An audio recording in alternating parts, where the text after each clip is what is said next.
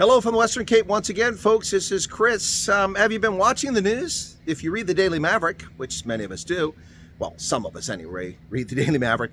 There's a story in here by Karen Dolly, talking about the minister in the presidency, Nchiveni Kubudzu, talking about how they're going to go after people who are committing espionage. Well, that's cool. Someone spies against your country, betrays your country, they should be under investigation. That's what I did in my capacity as counterintelligence agent while serving the U.S. Army, is I had to keep track of people who betray the nation and those spying on the country. It's good that South Africa does that, except that that's not really what's going on here. Not really what's going on here. The State Security Agency is tightening the screws on laws criminalizing espionage and is on the alert for treason, disinformation campaigns, and foreign interference. This emerged in Parliament after U.S. President Donald Trump again falsely claimed there's a white farmer genocide in South Africa. Well, first off, that's fake news. Donald Trump never claimed there's a white genocide until this week. So that's fake news, Karen. You're lying. That's simply not factual. He never claimed there was a white genocide previously. This is the first time he's ever done it. And so I guess it gives you carte blanche to make things up. Minister in the presidency, Kubudzu Nchiveni, has made it clear that the State Security Agency is on alert for any disinformation campaigns, foreign meddling, and treasonous acts. Well, if you're looking for disinformation, by definition, that comes from official authorities. So if there's disinformation coming in South Africa, it's coming from government sources. That's where the disinformation comes from. Misinformation is something people in the private sector or private citizens can engage in, but not disinformation. That's nonsense. They're going to push for the prosecution of anyone in South Africa who threatens a country's security. So my question is reporting the news a threat to the nation's security? Me reporting that the United States is moving towards default on its debt, is that a threat to the United States? I don't think so. It's also not treason. Me reporting criminal activity of government members in the U.S. government, that's not treason. That's not disinformation. It's not misinformation. It's factual when it occurs. And it's the same in South Africa. This is pretty frightening, folks. This is Soviet-esque, what the State Security Agency is talking about here. Why are they so afraid of information? If the information isn't real, the government simply needs to make a statement or prove that it's not real. It's pretty easy to do. I mean, if there was nothing untoward going on, then the government shouldn't be concerned.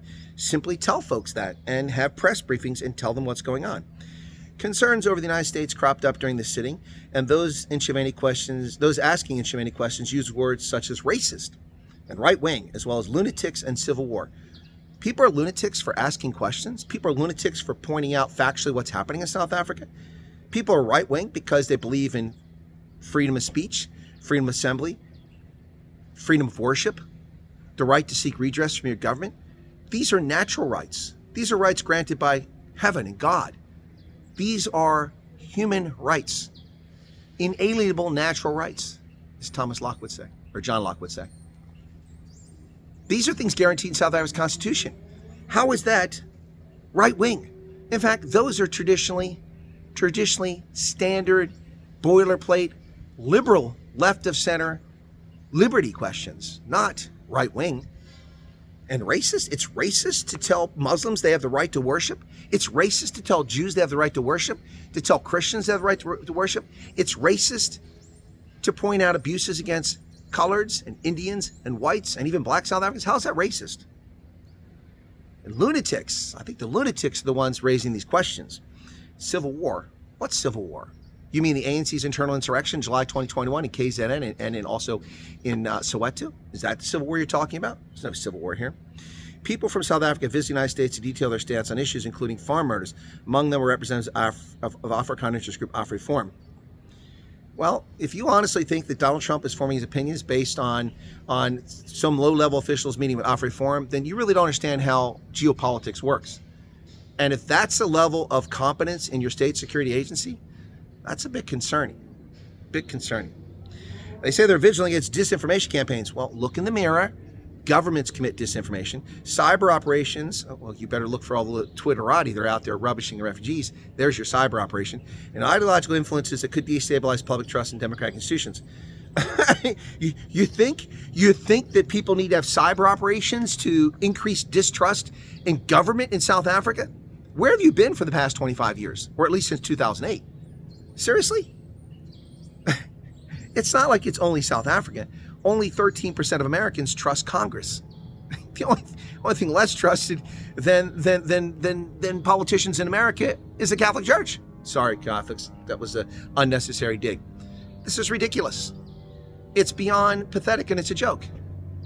It's sad. And why aren't South Africans speaking up? Maybe because they fear the actions of this organization. Maybe that's why there was an effort to push it under the office of the presidency and not be a separate ministry. Whatever the case is, there's no need for this. South Africans who point out crime, who point out the abysmal ports, who point out the collapsing infrastructure aren't being treasonous. They're patriots. These are patriots who love South Africa, who want it to be a place for all South Africans who want it to succeed. I want South Africa to succeed. I'm not a South African patriot. I'm an American patriot. I want South Africa to succeed. I want Khoi to succeed. I want Venda, Zulu, Xhosa. Heck, I even want politicians to succeed. Because if they're succeeding, that means South Africa is succeeding. I don't want to see you have outrageous tariffs against you. I don't want to see you suffer trade losses. I want you to prosper. I want you all to be healthy, wealthy, and gosh forbid, wise. But that's beyond my purview. All I can do is analyze and bring the story and the narrative that people discuss and either confirm that it's true or rubbish the false narratives. So, what say you, South Africa? What say you, Mzansi? It's your day to call. What do you say? Cheers.